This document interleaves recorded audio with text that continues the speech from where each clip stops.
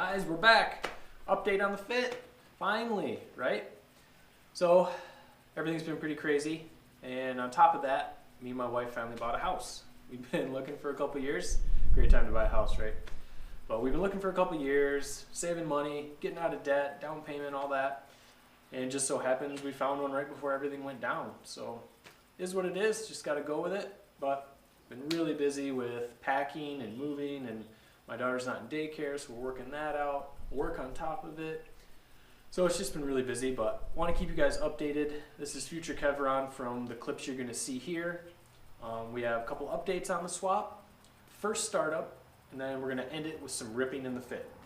I have been daily driving this thing. It's been good. A couple issues here and there with any project, but it is ripping. We got some track days coming up. We have Honda meet, Fast Guys Club, and then I want to get to the drag strip with the Integra or the Fit. Either one. Probably not the Integra, actually. I need to do too much stuff to that before I go back. So definitely be taking the Fit. That's what we'll be doing. Just made the decision right now. Need an alignment still. A couple things here and there. We'll get into all that. But let's just get into the video. Updates and ripping. Here we go.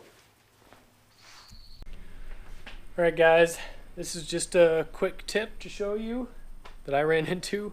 I'm filling up some coolant on this thing. Let it sit overnight, came back today, and there was a leak on the ground, and it's coming from the metal pipe that goes into that thermostat that I was talking about earlier. And what happened to mine was I pinched the O-ring when I installed it. This was my install error, and now I gotta do the work to fix it. Man, surprisingly, it's going pretty well. One thing I found out is, check this. You can take the intake manifold off while the engine's still in the car.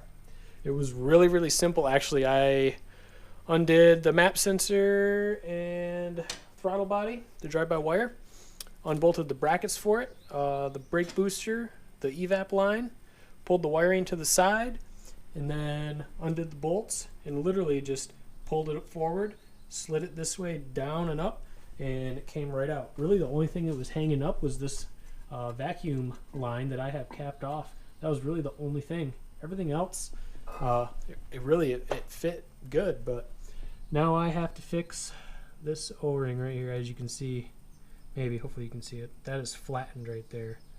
Should be round like the rest of it over there. So, I hate coolant. It's sticky. It's messy. It makes a mess everywhere. I hate leaks. I hate them. So it's my fault though. I pinched the O-ring. Don't pinch your O-ring. Alright guys, we got the coolant leak all fixed. I had extra O-ring laying around. Here's the actual one that I'll show you that I pinched.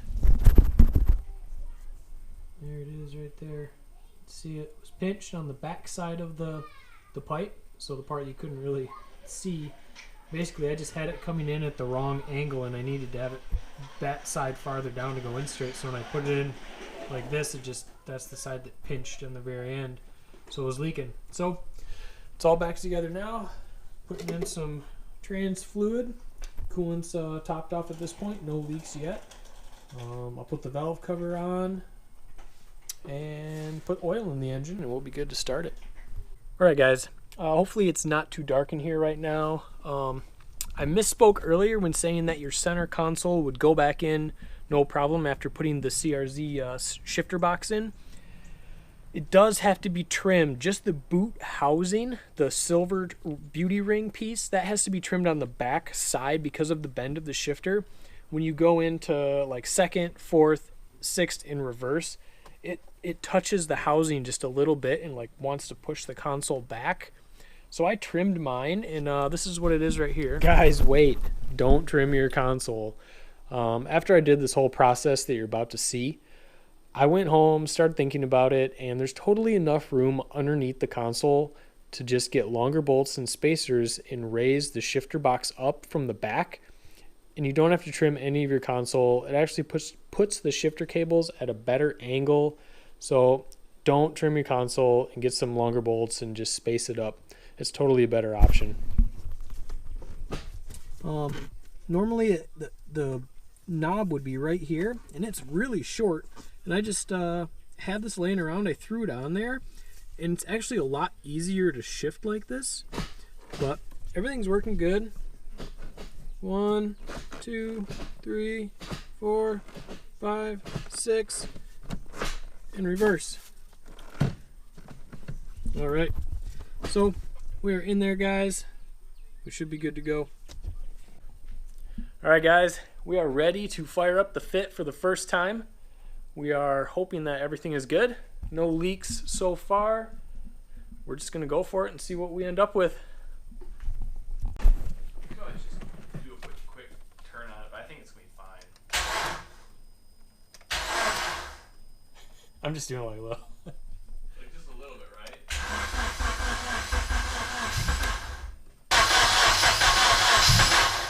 Oh, it's gonna start.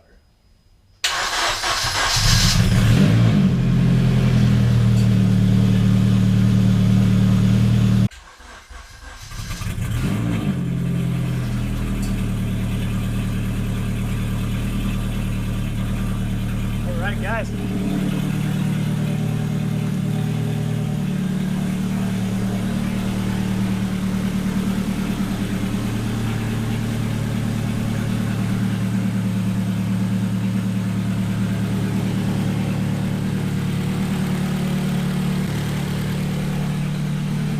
We did it.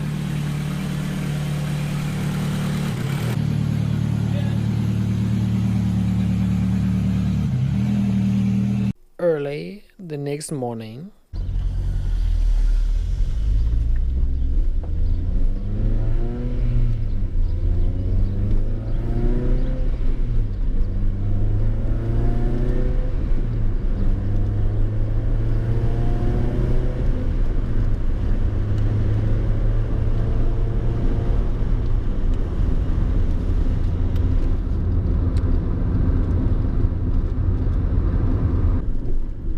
Alright, guys, let's give the fit the old 1-2, see what happens, maybe 3.